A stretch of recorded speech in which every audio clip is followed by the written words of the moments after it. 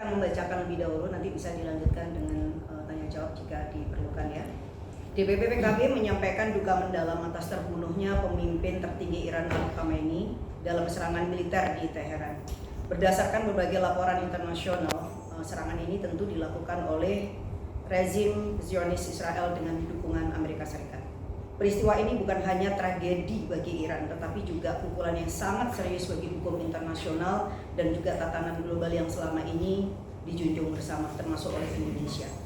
DPP PKB mengutuk dengan keras tindakan pembunuhan politik melalui operasi militer terhadap pemimpin negara berdaulat.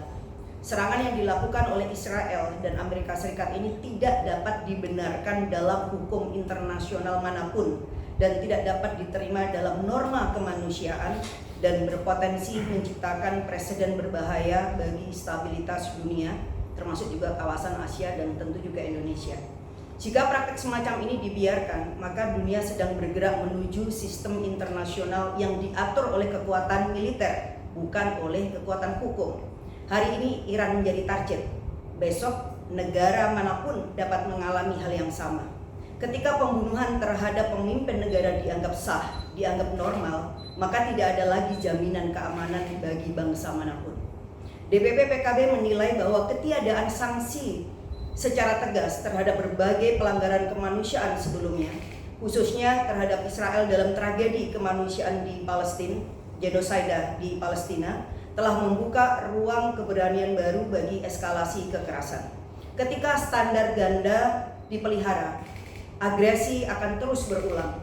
Ketika keadilan tidak ditegakkan secara konsisten, konflik akan semakin meluas. Maka DPP PKB menegaskan bahwa kemanusiaan tidak boleh kalah oleh kepentingan geopolitik, tidak boleh tunduk pada dominasi kekuatan militer, dan tidak boleh dikorbankan demi agenda kekuasaan global. Dunia membutuhkan keadilan yang universal, bukan hukum yang hanya berlaku bagi yang lemah.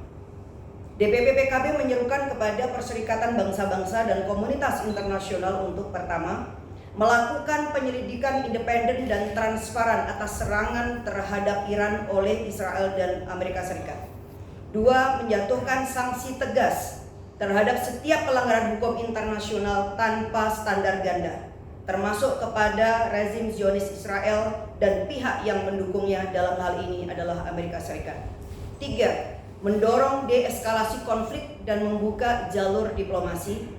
Dan empat, melindungi rakyat sipil dari dampak konflik yang semakin luas di kawasan Timur Tengah.